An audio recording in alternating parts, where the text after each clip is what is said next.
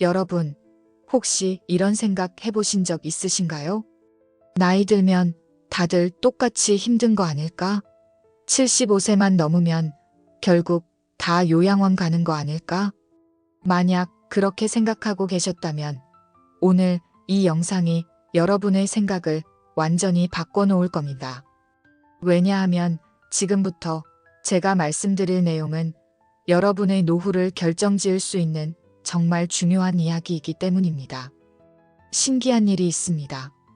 정말 신기한 일이죠. 똑같이 나이를 먹는데 말입니다.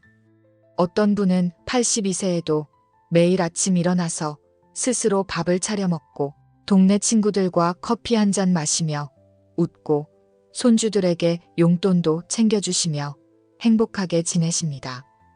집에서요. 혼자서요. 누구 도움 없이요.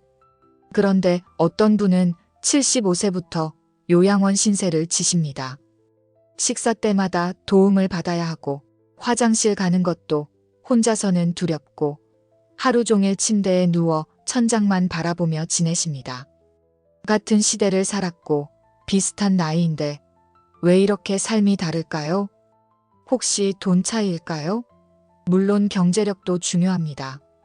하지만 그게 전부는 아닙니다. 제가 아는 한 분은 재산이 수십억 원이 있으셨는데도 76세에 요양원에 가셨습니다. 몸이 너무 불편해서요. 반대로 연금으로만 사시는 어떤 할머니는 85세인 지금도 혼자 집에서 텃밭 가꾸며 즐겁게 지내십니다. 그럼 유전자 차이일까요? 타고난 건강 차이일까요? 그것도 일부는 맞습니다. 하지만 그게 결정적인 이유는 아닙니다. 지난 20년간 수많은 노인들을 만나온 노후 전문가들, 노년의학 전문의들이 공통적으로 깨달은 사실이 있다고 합니다. 그게 뭘까요? 바로 이겁니다. 행복한 노후는 하늘이 정해주는 운명이 아니라 내가 어떻게 준비하고 어떻게 사느냐에 따라 정해지는 선택이다.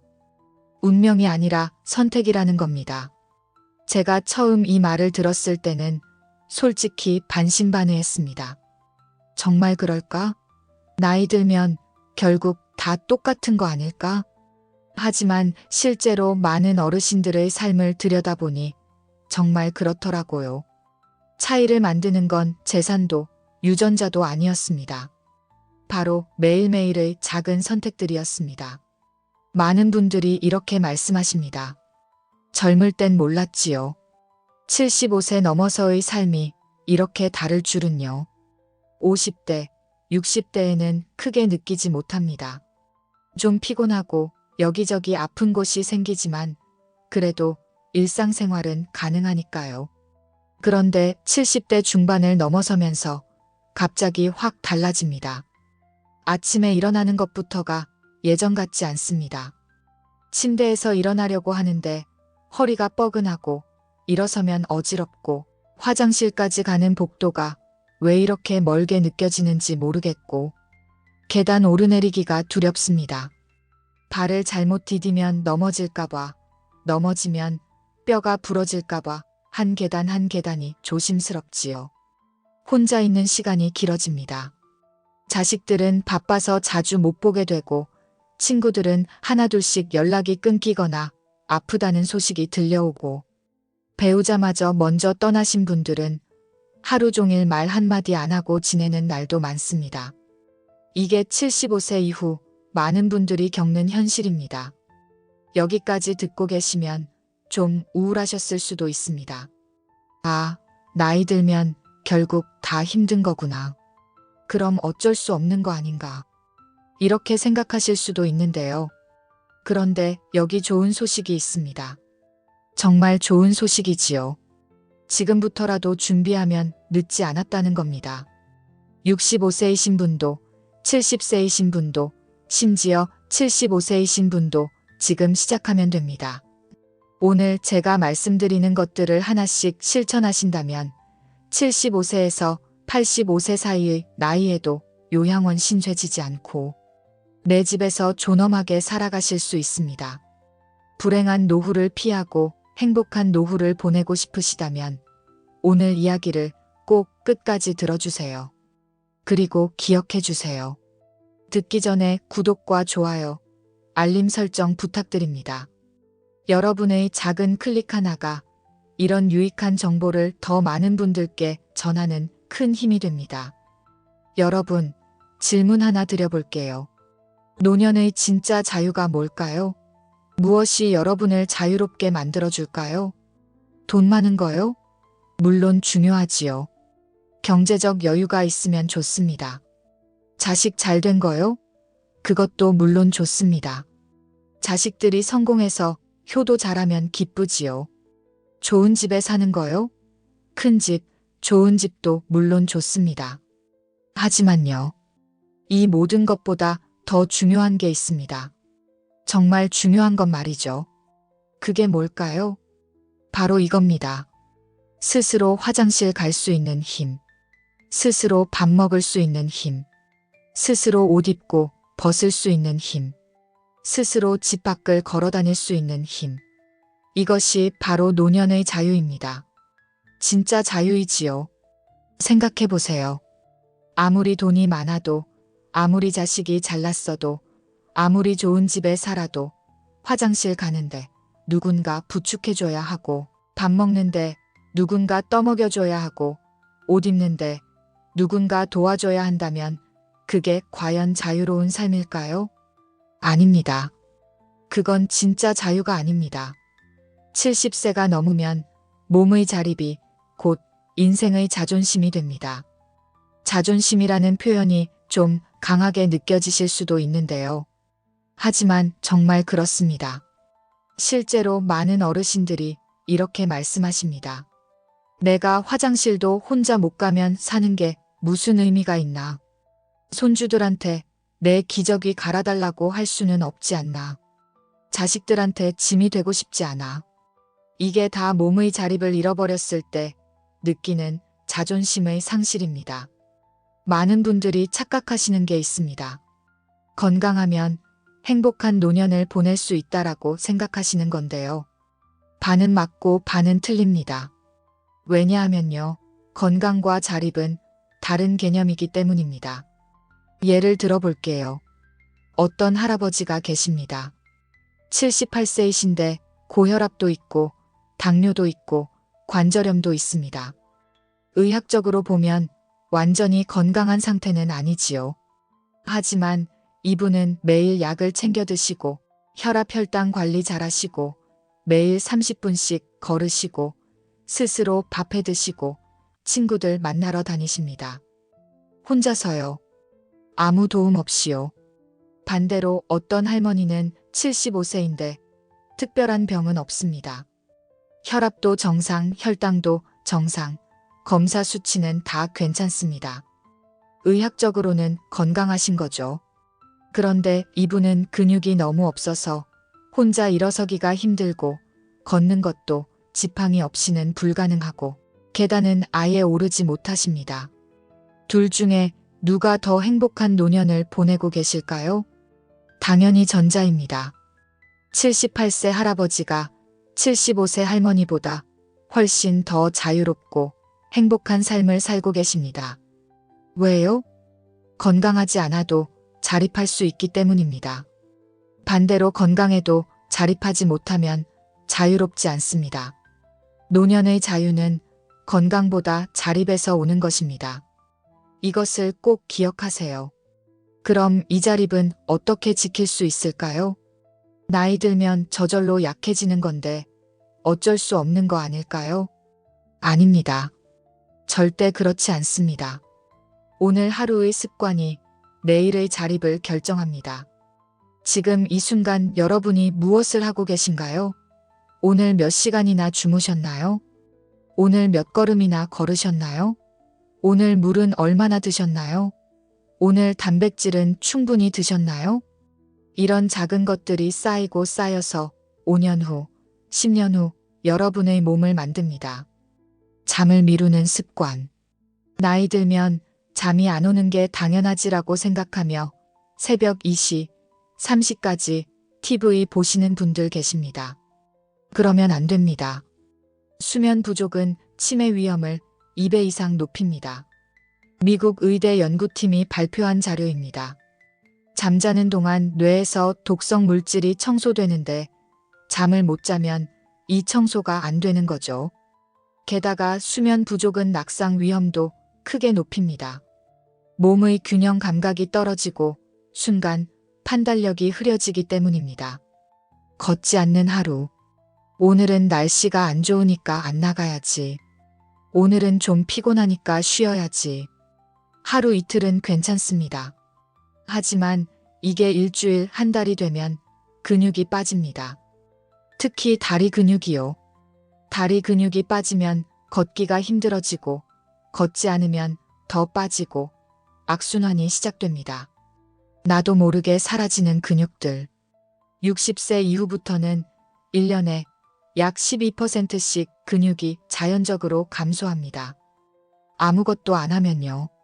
운동 안 하고 단백질 안 먹고 그냥 지내면 10년이면 1020%의 근육이 사라집니다. 20%의 근육이 사라지면 어떻게 될까요? 계단 오르기가 힘들어집니다. 의자에서 일어서기가 힘들어집니다. 그게 시작입니다. 이런 습관들이 바로 요양원행 표입니다. 지금 이 순간이 가장 중요합니다. 내 몸을 지키는 일은 결국 내 삶을 지키는 일입니다. 지금 여러분이 65세이시든 70세이시든 75세이시든 상관없습니다. 오늘부터 시작하세요. 오늘 밤 일찍 주무세요. 매일 밤 규칙적으로 7시간 정도는 주무시려고 노력해보세요. 내일 아침 30분만 걸어보세요. 날씨가 안 좋으면 집 안에서라도 왔다 갔다 하세요. 이번 주에 단백질 섭취량을 체크해보세요. 하루에 체중 1kg당 1지 정도는 드셔야 합니다. 60kg이시면 하루 60g의 단백질이 필요합니다. 이런 작은 것들이 쌓이면 1년 후, 5년 후, 10년 후 완전히 다른 사람이 됩니다. 행복한 노후는 운명이 아니라 선택입니다. 요양원에 갈 것인가? 내 집에서 존엄하게 살 것인가? 누군가의 도움에 의지할 것인가? 스스로 자립할 것인가? 불행한 노후를 받아들일 것인가? 행복한 노후를 만들어 갈 것인가? 이 모든 것은 지금 이 순간 여러분의 선택에 달려 있습니다. 나이 들어가는 건 누구에게나 공평합니다. 시간은 모든 사람에게 똑같이 흐르니까요. 하지만 노년의 삶은 결코 같지 않습니다. 어떤 분은 80세에도 스스로 밥을 차려 먹고 친구와 웃으며 지내지만 어떤 분은 75세부터 요양원에 의지한 채 하루를 보냅니다. 그 차이를 만드는 건 바로 오늘 하루의 선택입니다. 지금 이 순간 내 몸을 지키는 일은 결국 내 삶을 지키는 일입니다. 여러분은 어떤 선택을 하시겠습니까? 의사들이 입을 모아 말합니다. 하루 30분 걷기만 꾸준히 해도 요양원 갈 확률이 절반 이하로 줄어듭니다. 절반 이하라는 말 들으셨나요? 50% 이상 줄어든다는 겁니다. 이게 그냥 하는 말이 아닙니다. 실제로 노년의학 전문의들이 수십 년간 수천 명의 노인들을 관찰한 결과입니다. 제가 아는 한 의사 선생님은 이런 말씀을 하셨습니다. 제 환자 중에 83세 할머니가 계십니다. 매일 아침 7시면 집 앞 공원을 30분씩 걸으세요. 비 오는 날에도 눈 오는 날에도 한여름에도 한겨울에도 빠짐없이요. 그분은 지금도 병원에 혼자 오시고 처방전 받아서 약국에 가시고 장 보러 시장에 가십니다. 반면에 75세의 걷기를 포기하신 분은 78세에 요양원에 가셨습니다. 차이가 뭘까요? 바로 매일 30분 걷기였습니다. 여러분, 걷기가 뭐 그리 대단하냐고 생각하실 수도 있습니다. 그냥 걷는 건데 그게 그렇게 중요할까? 중요합니다. 정말 중요합니다. 걷기는 단순한 운동이 아닙니다. 걷기는 생명을 연장하는 약입니다. 부작용 없는 명약이지요. 왜 그럴까요? 하나씩 말씀드려 볼게요. 첫째, 다리 근육을 지킵니다. 나이가 들면 제일 먼저 약해지는 게 다리입니다. 팔 근육보다, 배 근육보다 다리 근육이 먼저 빠집니다. 왜 다리가 중요할까요? 다리는 우리 몸의 기둥입니다. 집도 기둥이 튼튼해야 무너지지 않듯이 사람도 다리가 튼튼해야 넘어지지 않습니다. 다리 근육이 빠지면 어떻게 될까요? 처음에는 계단 오르기가 힘들어집니다. 숨이 차고 다리가 후들거리죠. 그 다음엔 평지 걷기도 힘들어집니다. 조금만 걸어도 피곤하고 쉬고 싶어집니다. 그 다음엔 집 안에서조차 걷기가 불안해집니다. 화장실 가다가 넘어질까봐, 부엌 가다가 쓰러질까봐 두려워집니다. 이게 악순환의 시작입니다. 다리가 약해지면 걷기가 힘들어지고 안 걸으면 다리가 더 약해지고 더 안 걷게 되고 결국 움직이지 못하게 됩니다. 하지만 매일 30분만 걸으면 이 악순환을 끊을 수 있습니다. 다리 근육이 유지되면 계속 걸을 수 있고 걸으면 근육이 더 강해집니다. 선순환이 시작되는 거죠. 둘째, 심장을 단련합니다. 심장도 근육입니다. 근육은 쓰지 않으면 약해지지만 적당히 쓰면 강해집니다.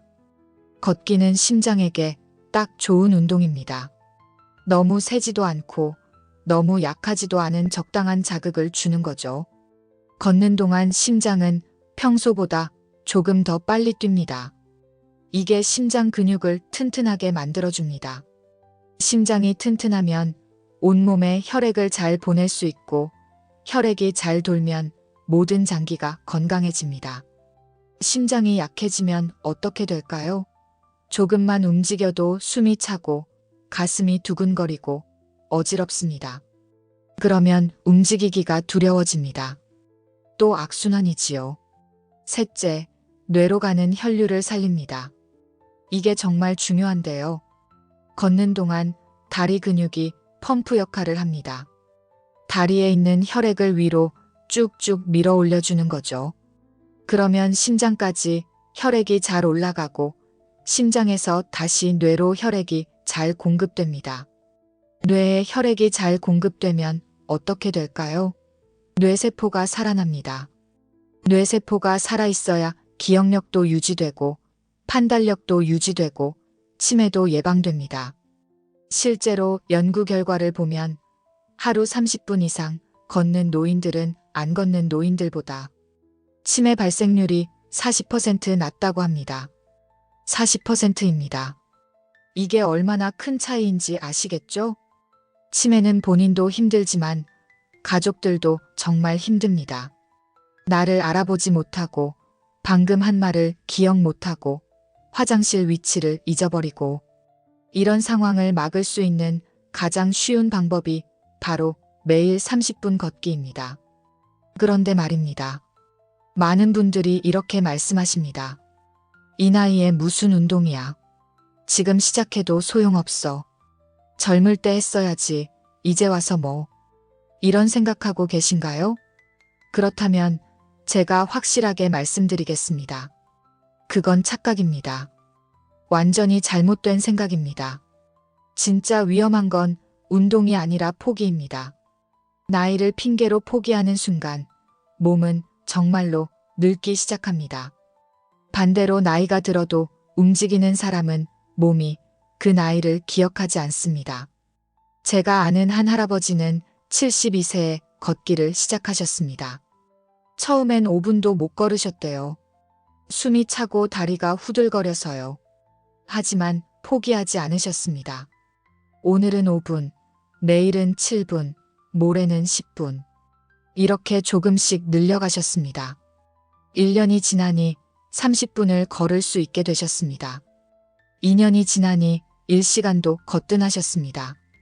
지금 이분은 78세인데 매일 아침 1시간씩 걸으십니다. 그리고 이렇게 말씀하셨습니다.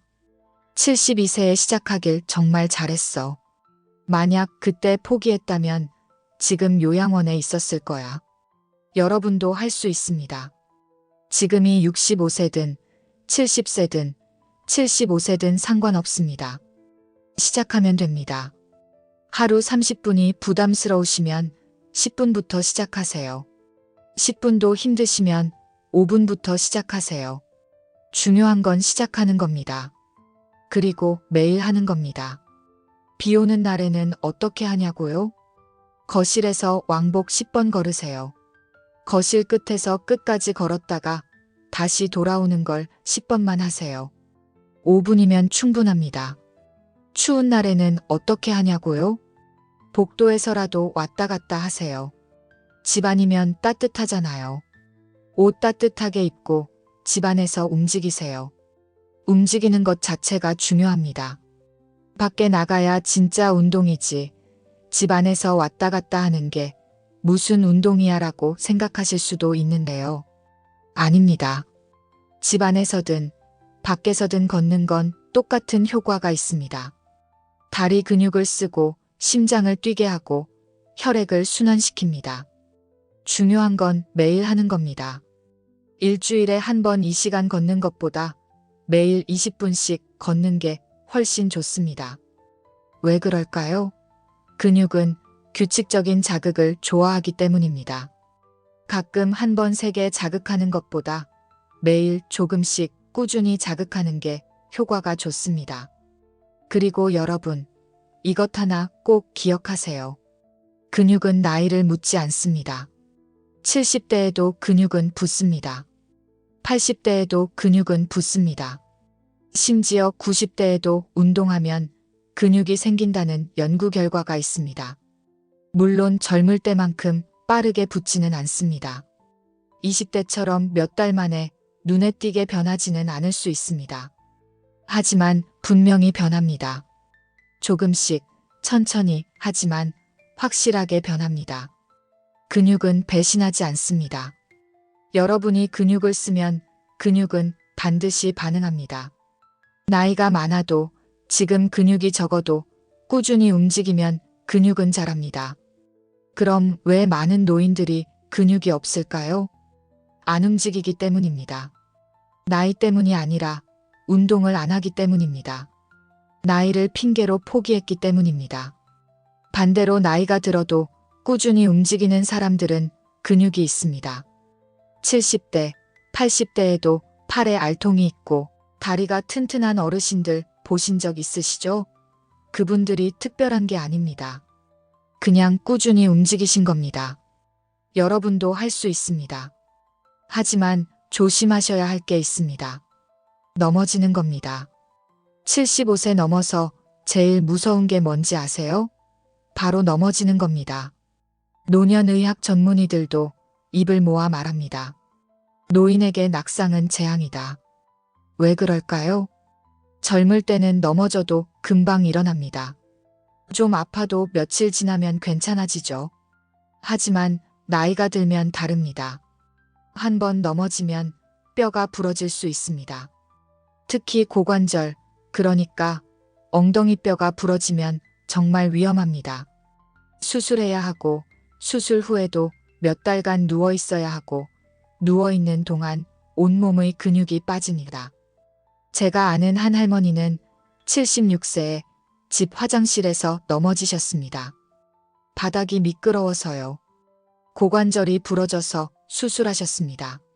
수술은 잘 됐는데 문제는 그 다음이었습니다. 3개월간 침대에 누워 계시는 동안 다리 근육이 다 빠져버렸습니다. 재활 치료를 받았지만 예전처럼 걷지 못하게 되셨습니다. 지팡이 없이는 한 발짝도 못 움직이게 되셨고 결국 요양원에 가셨습니다. 넘어져서 다치면 누워야 하고 누우면 근육은 빠집니다. 그게 요양원의 시작입니다. 그래서 넘어지지 않는 게 정말 중요합니다. 그럼 어떻게 넘어지지 않을 수 있을까요?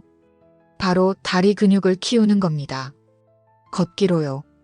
다리 근육이 튼튼하면 몸의 균형을 잘 잡을 수 있습니다. 발을 잘못 디뎌도 중심을 잡을 수 있고 미끄러워도 버틸 수 있습니다. 순간 반응 속도도 빨라집니다. 반대로 다리 근육이 약하면 조금만 비틀거려도 넘어집니다. 중심을 잡을 힘이 없기 때문입니다. 그러니 매일 30분 걷기는 단순히 운동이 아닙니다. 넘어지지 않기 위한 연습입니다. 요양원에 가지 않기 위한 연습입니다. 걷기란 결국 스스로 걸어다니는 인생을 위한 연습입니다. 생각해 보세요. 80세, 85세에도 스스로 걸어서 화장실 가고, 부엌 가고, 현관문 열고 밖에 나가고, 동네 한 바퀴 돌고, 친구 집에 가고, 병원에 가고, 마트에 가는 삶. 이게 얼마나 자유로운 삶인지 아시겠죠? 반대로 누군가 휠체어를 밀어줘야 하고, 부축해줘야 하고, 항상 누군가 옆에 있어야 하는 삶. 둘 중에 어떤 삶을 원하시나요? 당연히 전자죠. 스스로 걸어다니는 삶을 원하십니다. 그 삶을 위해 지금 필요한 건 하루 30분입니다. 30분이 길게 느껴지시나요? 그럼 이렇게 생각해 보세요. 하루는 24시간입니다. 1440분입니다. 그 중에 딱 30분만 여러분의 미래를 위해 투자하는 겁니다. 2%입니다. 하루의 2%만 투자하면 요양원 갈 확률을 절반으로 줄일 수 있습니다. 이게 얼마나 좋은 투자인가요? 은행에 돈을 넣어도 이렇게 좋은 이율은 없습니다.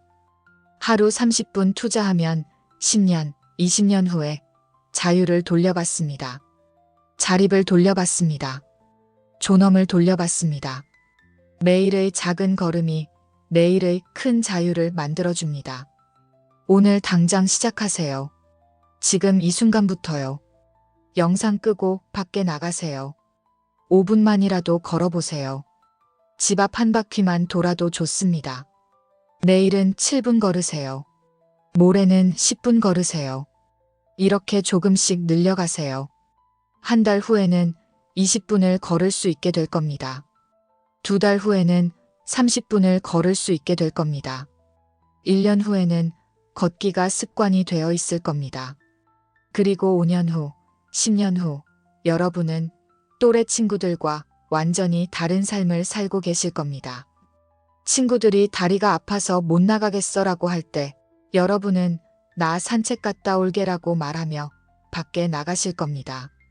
친구들이 요즘 병원 가는 게 너무 힘들어라고 할 때 여러분은 혼자서 버스 타고 병원에 가실 겁니다. 친구들이 자식들한테 짐이 되는 것 같아라고 할 때 여러분은 난 아직 혼자 잘해라고 자신 있게 말하실 겁니다. 이게 바로 하루 30분 걷기가 만들어주는 미래입니다. 시작하세요. 지금 바로요. 근육은 나이를 묻지 않습니다.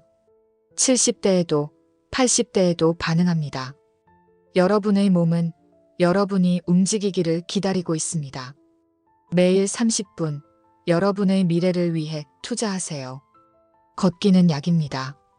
부작용 없는 명약입니다. 그리고 이 약은 공짜입니다. 여러분은 할 수 있습니다.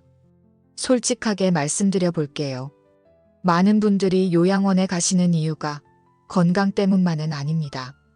물론 몸이 너무 불편해서 가시는 분들도 계십니다. 하지만 상당수는 다른 이유 때문입니다. 그게 뭘까요?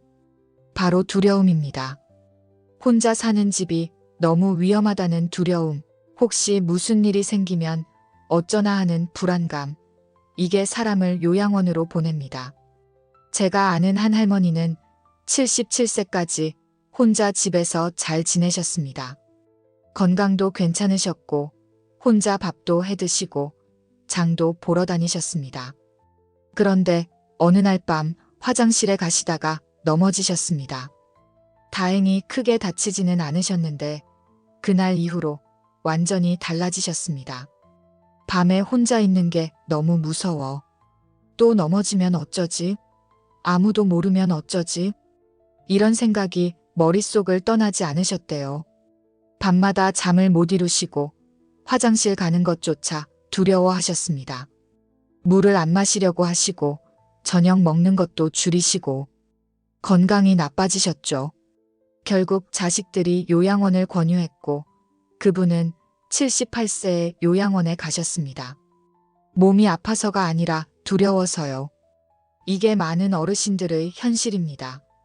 화장실에서 넘어질까봐 무섭고, 밤에 불이 안 켜질까봐 무섭고, 혹시 아파도 아무도 모를까봐 무섭고, 계단에서 굴러 떨어질까봐 무섭고, 이런 두려움이 쌓이고 쌓이면 집이 감옥이 됩니다. 안전해야 할 집이 오히려 위험한 곳이 되는 거죠. 그러면 사람들은 생각합니다. 차라리 요양원이 낫겠다. 거기는 간호사도 있고 누가 계속 지켜봐 주니까. 하지만 여러분, 정말 요양원만이 답일까요? 아닙니다. 해결책은 멀리 있지 않습니다. 생각보다 훨씬 가까이에 있습니다. 바로 여러분이 살고 계신 그 집을 조금만 바꾸면 됩니다. 어떻게 바꾸느냐고요? 하나씩 말씀드려 볼게요. 첫 번째, 화장실입니다. 노인 낙상 사고의 절반 이상이 화장실에서 일어납니다. 왜 그럴까요? 바닥이 미끄럽고 좁고 일어섰다 앉았다 하는 동작이 많기 때문입니다. 그럼 어떻게 해야 할까요? 손잡이를 다세요. 변기 옆에 손잡이 하나만 달아도 엄청난 차이가 납니다. 앉을 때 손잡이를 잡고 천천히 앉고 일어날 때도 손잡이를 잡고 일어나면 넘어질 확률이 확 줄어듭니다. 그거 하나 다는 게 무슨 도움이 되겠어라고 생각하실 수도 있는데요. 정말 큰 도움이 됩니다. 제가 아는 한 할아버지는 손잡이 하나 달고 나서 이렇게 말씀하셨습니다. 이제 화장실 가는 게 안 무서워. 손잡이만 잡으면 안전하다는 걸 알게 됐거든. 심리적인 안정감도 엄청납니다. 손잡이가 있다는 것만으로도 마음이 편해지는 거죠. 변기 손잡이뿐만 아니라 욕조나 샤워 부스에도 손잡이를 다세요. 몸을 씻다가 넘어지는 경우가 정말 많습니다. 물에 젖으면 바닥이 미끄럽거든요. 손잡이 하나면 균형을 잡을 수 있습니다. 그 다음은 바닥입니다. 화장실 바닥이 타일이신가요? 그럼 미끄럼 방지 매트를 깔아놓으세요. 특히 물이 튀는 곳, 샤워 부스 앞, 세면대 앞에는 꼭 깔아놓으세요. 매트 하나가 생명을 구할 수 있습니다. 그리고 문턱을 없애세요. 화장실 들어가는데 문턱이 있으면 걸려 넘어질 수 있습니다. 문턱을 없애거나 없앨 수 없으면 경사로를 만들거나 최소한 노란색 테이프로 표시라도 해두세요. 여기 문턱 있어라고 눈에 보이게 해두는 거죠. 두 번째, 복도와 계단입니다. 밤에 화장실 가실 때를 생각해 보세요. 깜깜하죠? 불 켜러 가는데 어디 있는지도 잘 안 보이고, 그러다 가구에 부딪히고 벽에 부딪히고 심하면 넘어집니다. 해결책은 간단합니다. 센서 등을 다세요. 센서 등이 뭐냐고요? 사람이 지나가면 자동으로 켜지는 등입니다. 요즘 인터넷에 보면 정말 저렴하게 나옵니다. 한 개에 10,000원도 안 합니다. 복도에 센서 등 몇 개만 달아놓으면 밤에 일어나서 화장실 가실 때 자동으로 불이 켜집니다. 불 스위치 찾으러 더듬거릴 필요도 없고 깜깜한 곳을 걸을 필요도 없습니다. 이게 정말 큰 차이를 만듭니다. 넘어질 확률이 확 줄어들고 무엇보다 심리적으로 안심이 됩니다. 밤에 화장실 가도 괜찮아. 불이 켜지니까. 계단이 있으신 분들은 더 조심하셔야 합니다. 계단은 정말 위험합니다. 양쪽에 난간을 꼭 설치하세요. 한쪽만 있으면 안 됩니다. 양쪽 다 있어야 합니다. 올라갈 때 한쪽, 내려올 때 한쪽 잡을 수 있게요. 그리고 계단 끝에 테이프를 붙이세요. 노란색이나 형광색으로요. 여기서 계단이 끝난다라고 눈에 확 띄게 표시해 두는 겁니다. 특히 시력이 안 좋으신 분들은 계단 끝이 잘 안 보여서 헛디디는 경우가 많거든요. 가능하면 계단 사용을 줄이는 게 좋습니다. 2층에 침실이 있다면 1층으로 옮기는 것도 생각해 보세요. 계단은 나이 들수록 정말 위험합니다. 하루에도 몇 번씩 오르내리다 보면 언젠가 사고가 날 수 있습니다. 세 번째, 침실과 거실입니다. 자주 쓰는 물건은 어디에 두고 계신가요? 높은 곳에 두시면 안 됩니다. 무거운 냄비, 그릇, 옷, 이불 이런 것들을 높은 선반에 두시면 꺼내다가 떨어뜨릴 수 있습니다. 머리 위로 떨어지면 큰 사고가 날 수 있어요. 자주 쓰는 물건은 허리 높이에 두세요. 손만 뻗으면 바로 잡을 수 있는 높이요. 굳이 의자에 올라가거나 까치발을 들 필요가 없게요. 안 쓰는 물건은 아예 버리세요. 집에 물건이 많으면 걸려 넘어질 위험도 커지고 생활하기도 불편합니다. 정리정돈이 안전의 시작입니다. 그리고 침실, 화장실, 부엌이 가까이 있도록 생활 공간을 재배치하는 것도 생각해 보세요. 예를 들어 큰 집에 사시는데 침실이 집 끝에 있고 화장실이 반대편 끝에 있다면 밤에 화장실 가는 게 정말 힘듭니다. 긴 복도를 지나야 하고 그러다 넘어질 수도 있고 그럴 바엔 침실을 화장실 가까운 방으로 옮기세요. 불편하시겠지만 안전이 더 중요합니다. 생활 동선을 최대한 짧게 만드는 게 좋습니다. 네 번째, 바닥입니다. 집 안바닥에 카펫이나 러그가 깔려 있나요? 조심하셔야 합니다. 카펫 끝이 말려 올라가면 그게 걸려서 넘어질 수 있습니다. 카펫을 깔려면 미끄럼 방지 패드를 밑에 깔고 테이프로 가장자리를 고정하세요. 절대로 바닥에서 움직이지 않게 해요. 그리고 전선 같은 것도 조심하세요. 바닥에 전선이 지나가면 걸려 넘어질 수 있습니다. 벽을 따라 정리하거나 전선 덮개로 덮어두세요. 다섯 번째, 조명입니다. 집이 어둡지 않으신가요? 나이가 들면 시력이 떨어져서 어두운 곳이 잘 안 보입니다. 그래서 조명이 정말 중요합니다. 집안을 밝게 하세요. 특히 복도, 화장실 입구, 계단 이런 곳은 더 밝게 하세요. LED 전구로 바꾸면 전기세도 많이 안 나오고 밝습니다. 그리고 스탠드 하나 침대 옆에 놓아두세요. 밤에 깨서 불 켜려고 어둠 속에서 더듬거리지 않게 해요. 손만 뻗으면 바로 켤 수 있게요. 여기까지 들으시면 이런 생각하실 수도 있습니다. 그거 다 하려면 돈이 얼마나 들어? 지금 집을 뜯어 고칠 수는 없잖아. 걱정하지 마세요. 생각보다 적게 듭니다. 손잡이 설치하는데 5만 원, 센서 등 몇 개 사는데 5만 원, 미끄럼 방지 매트 사는데 3만 원, 테이프 붙이는 거 1만 원. 다 합쳐도 20만 원이면 충분합니다. 20만 원으로 요양원 갈 확률을 줄일 수 있다면 이게 얼마나 좋은 투자인가요? 요양원 한 달 비용이 얼마인지 아세요? 보통 150만 원에서 300만 원 정도 합니다. 한 달에요. 1년이면 2천만 원 가까이 듭니다.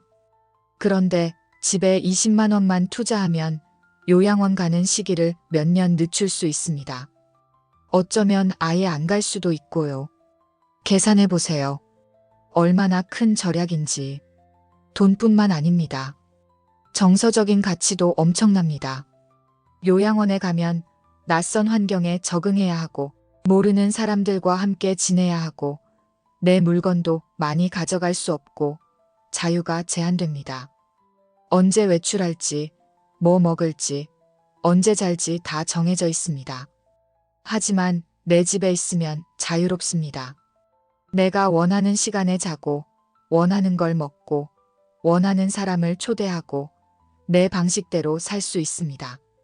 이게 얼마나 소중한지 아시죠? 노년의 집은 크기가 아니라 구조가 중요합니다. 큰 집에 사시는데 위험하면 그게 무슨 소용인가요? 작은 집이라도 안전하게 만들면 그게 천국입니다. 계단보다 위험한 건 무심함입니다. 나는 괜찮아. 지금까지 잘 살았는걸. 이런 생각이 제일 위험합니다. 사고는 예고 없이 찾아옵니다. 오늘만 조심하면 돼가 아닙니다. 매일 조심해야 하는데 그게 힘들잖아요. 그러니 환경을 바꾸는 겁니다. 조심하지 않아도 안전한 환경으로요. 생활 동선을 단순하게 만들고 집을 안전하게 바꾸면 그곳이 바로 내 요양원이 됩니다. 무슨 말이냐고요? 요양원의 장점이 뭔가요? 안전하다는 겁니다.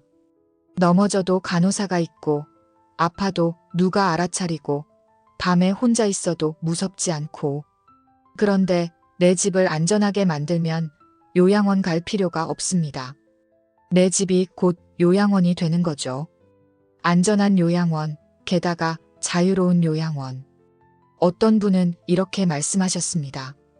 집에 손잡이 달고 센서 등 달고 나니까 마음이 편해졌어. 이제 혼자 있어도 안 무서워. 요양원 갈 생각이 사라졌지. 이게 바로 집을 바꾸면 인생이 바뀌는 이유입니다.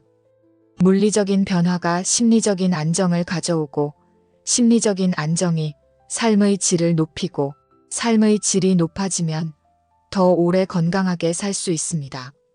그리고 하나 더 말씀드릴게요. 요즘은 스마트홈 기기들이 정말 좋아졌습니다. 음성으로 조종할 수 있는 것들이 많아요. 불 켜줘. 문 잠가줘. 응급전화 걸어줘. 이렇게 말만 하면 됩니다. 버튼을 누르거나 멀리까지 걸어갈 필요 없이요. 처음엔 낯설 수 있습니다. 나이 들어서 무슨 스마트폰이고 무슨 기계야. 이렇게 생각하실 수도 있는데요. 하지만 익숙해지면 정말 편합니다. 자식들이나 손주들한테 부탁해서 설치해달라고 하세요. 그리고 천천히 배우세요. 하루에 하나씩만 익히면 됩니다. 한 달이면 다 할 수 있게 됩니다. 그리고 이것도 안전의 일부입니다. 혹시 넘어졌을 때 도와줘라고 말하면 자동으로 자식들한테 연락 가게 설정할 수도 있습니다. 혼자 있어도 안심이지요. 스스로 만들어가는 안전한 집, 그것이 존엄한 노년의 첫걸음입니다. 여러분의 집을 한번 둘러보세요. 위험한 곳이 어디인지, 불편한 곳이 어디인지, 바꿀 수 있는 곳이 어디인지, 오늘 당장 하나만 바꿔보세요. 화장실 손잡이 하나 달아보세요. 복도에 센서 등 하나 달아보세요. 높은 곳에 있는 물건 내려놓으세요. 카펫 가장자리 테이프로 고정하세요. 작은 것 하나만 바꿔도 차이를 느끼실 겁니다. 아, 이게 이렇게 편하구나. 이게 이렇게 안전하구나. 그럼 자연스럽게 다른 것도 바꾸고 싶어집니다. 하나하나 바꾸다 보면 한 달 후엔 집이 완전히 달라져 있을 겁니다. 그리고 1년 후엔 이렇게 말하고 계실 겁니다. 요양원? 나는 내 집에서 계속 살 거야. 여기가 제일 편하고 안전해. 집을 바꾸면 인생이 바뀝니다. 여러분의 노년이 바뀝니다. 시작하세요. 오늘부터요. 지금까지 몸의 자립에 대해, 걷기에 대해, 집 환경에 대해 말씀드렸습니다. 모두 중요한 것들이지요. 하지만 행복한 노후를 결정짓는 마지막 비밀이 하나 더 있습니다. 그게 뭘까요? 바로 마음의 근육입니다. 몸의 근육도 중요하지만 마음의 근육은 더 중요합니다. 왜냐하면 몸은 아파도 마음이 건강하면 행복할 수 있지만 몸은 건강해도 마음이 아프면 불행하기 때문입니다. 제가 아는 두 분의 이야기를 들려드릴게요. 한 분은 82세 할아버지입니다. 당뇨도 있고 고혈압도 있고 무릎도 안 좋으십니다. 의학적으로 보면 완전히 건강하신 건 아니죠. 하지만 이분은 항상 웃으십니다. 오늘도 숨 쉴 수 있어서 감사해. 오늘도 밥 먹을 수 있어서 감사해. 이렇게 말씀하시며 하루하루를 즐기십니다. 동네 경로당에 가시면 분위기 메이커세요. 친구들도 많으시고 손주들이 찾아오는 걸 좋아하십니다. 또 한 분은 75세 할머니입니다. 건강은 괜찮으세요. 당뇨도 없고 혈압도 정상이고 다른 큰 병도 없으십니다. 하지만 항상 불만이 많으십니다. 자식들은 왜 안 오나? 친구들은 다 어디 갔나? 나만 이렇게 외롭나. 하루 종일 혼자 집에 계시면서 우울해하십니다. 아무도 안 찾아온다고, 아무도 자기를 안 챙긴다고 서운해하십니다. 둘 중에 누가 더 행복할까요? 당연히 82세 할아버지입니다. 몸은 더 불편하지만 마음이 건강하니까요. 이게 바로 마음의 근육입니다. 몸의 근육은 눈에 보입니다. 팔뚝을 만져보면 알 수 있고 다리를 보면 알 수 있죠. 하지만 마음의 근육은 눈에 안 보입니다. 그래서 많은 분들이 소홀히 합니다. 하지만 마음의 근육도 운동해야 합니다. 매일 조금씩 단련해야 합니다. 그럼 어떻게 마음의 근육을 키울 수 있을까요? 첫 번째, 혼자 있는 시간에 외로움 대신 평온을 배우는 겁니다. 나이가 들면 혼자 있는 시간이 많아집니다. 배우자가 먼저 가신 분도 계시고, 자식들은 바빠서 자주 못 보고, 친구들도 하나둘씩 연락이 끊기고, 많은 분들이 이 혼자 있는 시간을 견디지 못합니다. 외롭다고, 쓸쓸하다고, 누가 좀 찾아왔으면 좋겠다고. 그런데 법륜 스님은 이런 말씀을 하셨습니다. 외로움은 타인이 없어서 생기는 게 아니라 자기 자신과 친하지 못해서 생기는 것이다.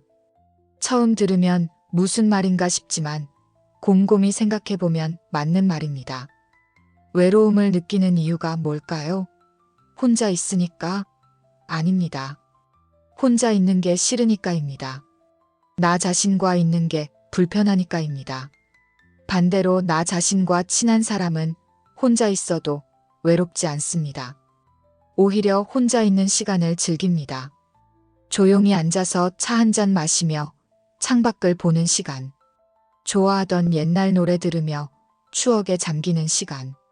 책을 읽거나 일기를 쓰는 시간.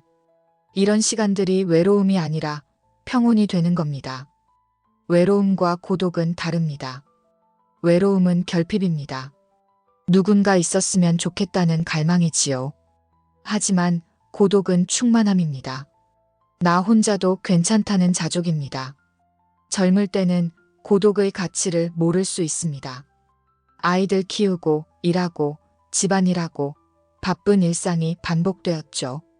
그땐 정작 나 자신을 돌아볼 시간이 없었습니다. 그러니 이제라도 혼자 있는 시간의 가치를 알아보세요. 이건 결핍이 아니라 선물입니다. 나를 들여다볼 기회입니다. 어떻게 하냐고요? 정서적 독립훈련을 하세요. 쉽게 말하면 누가 안 찾아와도 괜찮은 마음을 갖는 겁니다. 자식이 왜 안 오지? 친구는 왜 전화가 없지? 이렇게 하나하나 걱정하실 필요 없습니다.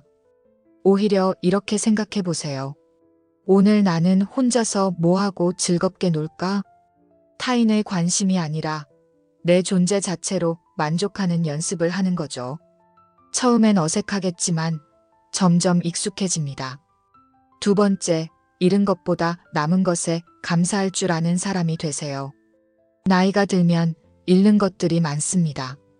젊음을 잃고, 건강을 잃고, 친구를 잃고, 때로는 배우자도 잃고, 할 수 있던 것들을 못하게 되고, 가던 곳을 못 가게 되고, 많은 분들이 이 잃은 것들에 집중합니다.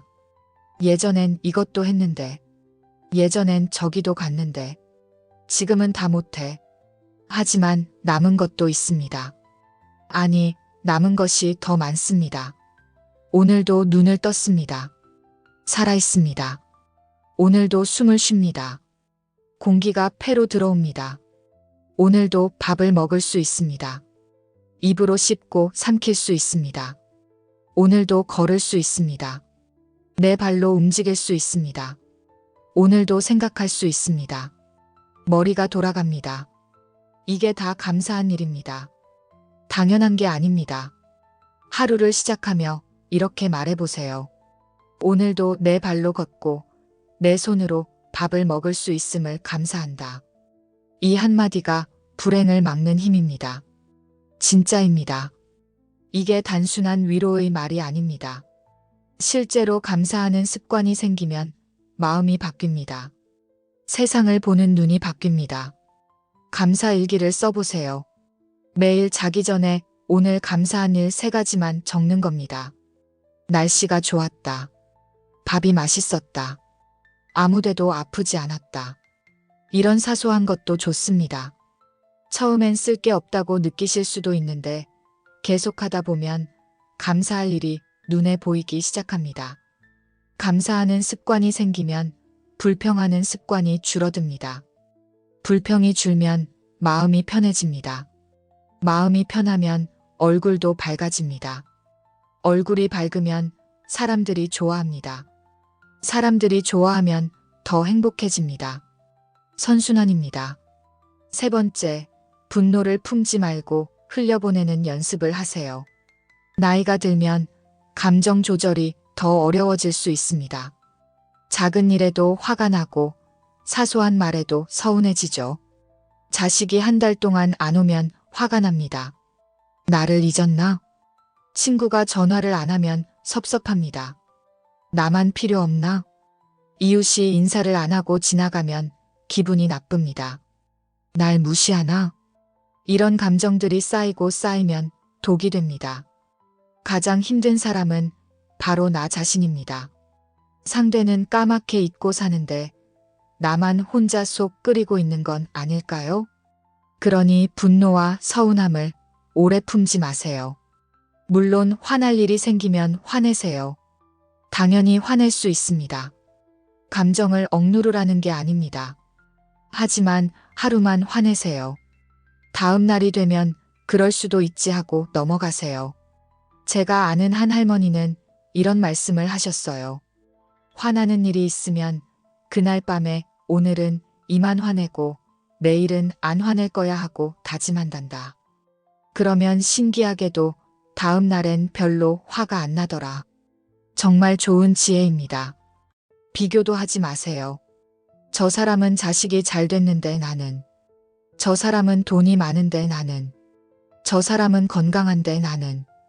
비교는 불행의 시작입니다. 비교하면 항상 내가 부족해 보입니다. 왜냐하면 남의 좋은 점만 보고 내 안 좋은 점만 보기 때문입니다. 남은 남입니다. 나는 나입니다. 남의 인생과 내 인생은 다릅니다. 내 인생에 집중하세요. 내가 가진 것에 집중하세요. 내가 할 수 있는 것에 집중하세요. 4번째, 나답게 사는 법을 익히세요. 나이가 들수록 타인의 시선 같은 건 크게 신경 쓸 필요 없습니다. 이 나이에 무슨 기타냐? 이 나이에 무슨 그림이냐? 이 나이에 그런 옷을 입어? 이런 말들 신경 쓰지 마세요. 남에게 피해를 주는 것이 아니라면 하고 싶은 대로 하세요. 입고 싶은 옷을 입어보세요. 요즘 어르신들 패션 보면 정말 멋지게 입고 다니시는 분들 많습니다. 밝은 색 옷 입으면 기분도 밝아집니다. 하고 싶은 취미를 해보세요. 악기 배우고 싶으면 배우세요.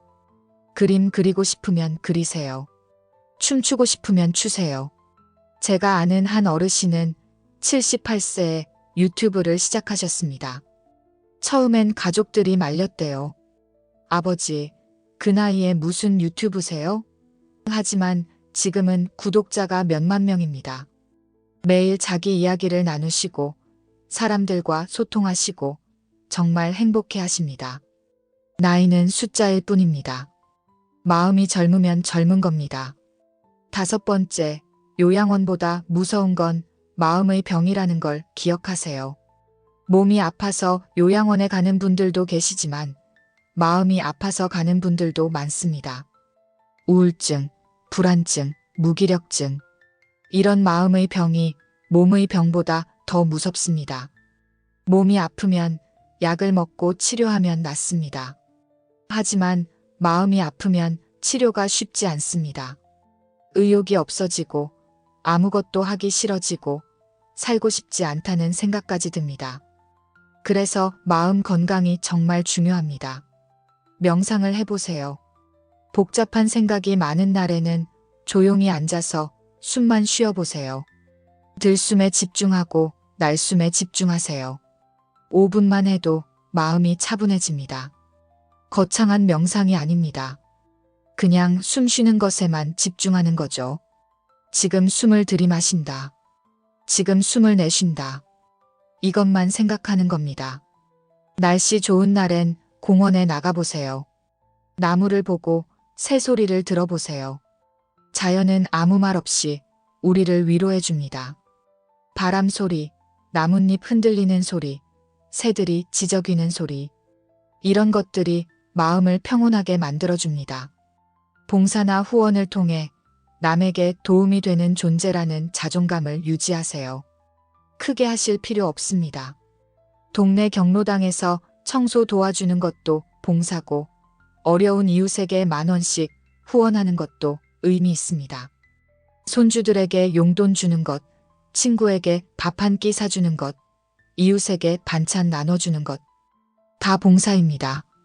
나는 아직 누군가에게 필요한 사람이구나 하는 느낌이 들면 삶의 활력이 생깁니다. 나이가 들었다고 쓸모없는 사람이 되는 것이 아닙니다. 여러분의 경험과 지혜는 누군가에게는 큰 도움이 될 수 있습니다.